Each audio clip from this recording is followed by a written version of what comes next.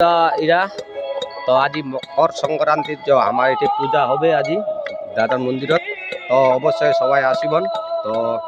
ওর সাথে তানে সবজি কাটা হওয়া দিছে তো ভিতরে তো তোমাক দেখাছু তো কেন আছে